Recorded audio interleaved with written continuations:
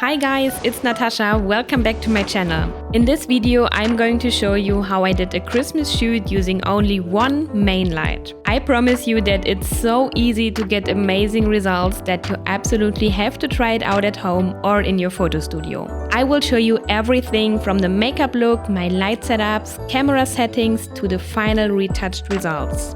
The last look is definitely my favorite one, but let's start with the first look of our shoot.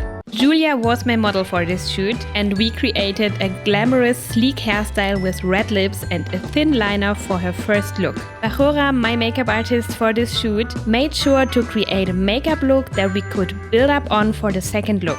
For this, she first primed the model's face with a bit of foundation and bronzer. For the eyes, she used a light cream tone with a little shimmer in it to complement the bright red lips. Julia had a lot of hair, so Bajora had to use a lot of water and gel for the hairstyle. For a sleek bun, you have to tie up your hair into a tight ponytail. Then you have to use some gel to set up the hair. To clean up the gaps and the edges, you can use a special brush or a toothbrush.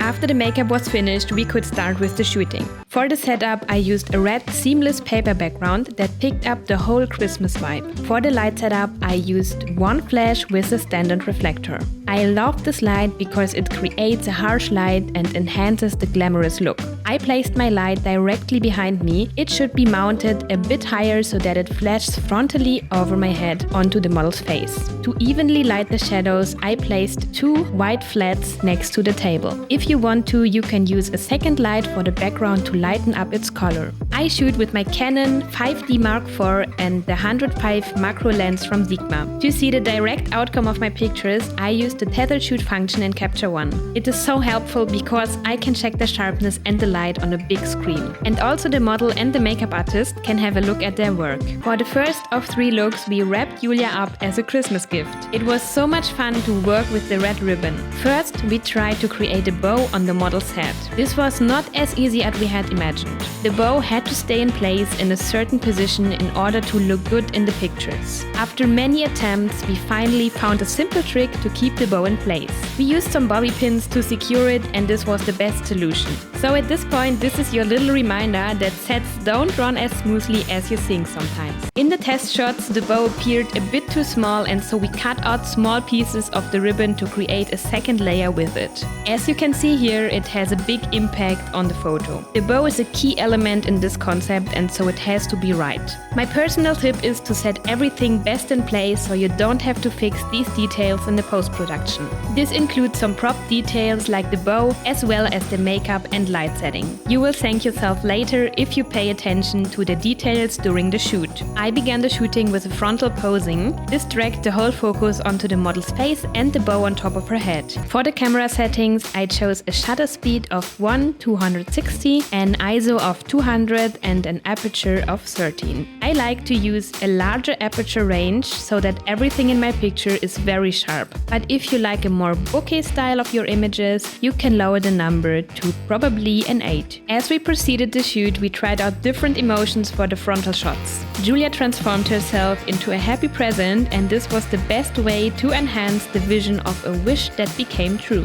The next step was to show the look from another perspective. For this, she turned her head slightly to the side, and this drew the focus more on the present being by showing a bit more of the ribbon.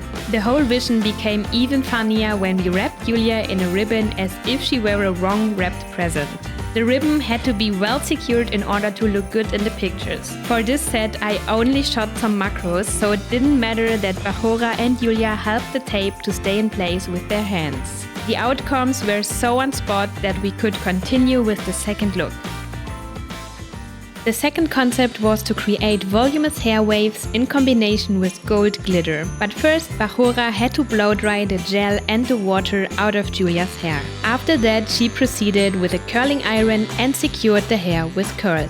We wanted to work with the hands in the second concept, and so I helped her by painting Julia's nails with a red shimmery color. When working with glitter, you have to watch out for the fallout. It's best to use a tissue for the application, which you hold under the eyes. It's not a big deal if the glitter is everywhere because you can barely avoid it, and you can easily fix the little spots in the post-production. For the second concept, I wanted to glue the glittery bows to the background. This took the Christmas vibe to a next level by adding a familiar motif to the red color. I took some double-sided tape that I could easily remove after the look was finished. For the shape of the bows, I tried out different things and decided on a geometric form. I left a gap in the bows where Julia's head should be in the picture. After Bajora was finished with the makeup, we checked the hairstyle in a test shot. We decided to adjust the waves to an asymmetrical style so we could better see the bows in the background. I loved the glamorous look in combination with the glittery bows. The frontal shots were perfect for this look because everything blended together beautifully. I always like to shoot monochromatic looks because they are always a joy of the eyes. To vary up the frontals, the model used her hands from time to time to create a nice shape. And after that, I also took some pictures of the side profile to show some more of the look. This created some majestic looking pictures and we were done with the second look. For the third concept, I wanted to add my favorite effect to the glittery second look. The shaky effect. I love it because it adds more movement and dynamic to a certain kind of looks. It always creates a party vibe that I like to add to my concept when working with glitter. To create this effect, I had to adjust my camera settings to a shutter speed of half a second. You can try out different settings in a lower shutter speed range from half a second to many seconds. A simple rule for this effect is the longer the shutter speed, the more movement is captured. Everything in a look that reflects the light will now create a trace of light. To increase this effect, I move my camera a bit to the side while taking the shot. With this method, you can influence the direction of the movement. We completed this look with long gold earrings to add something that reflects the light even more. In my years as a photographer, I saved a small collection of jewelry that I bring to my shoots. We removed the bows from the background because otherwise it would have been too much glitter with light traces. For this effect, Julia was completely free in her posing, because the more she moves, the more motion is captured. I like to work with this effect because you can't plan the outcomes. You have to try out different things to find the perfect method for your concept. So here are the results from our 3 looks using only one main light. Totally easy, isn't it?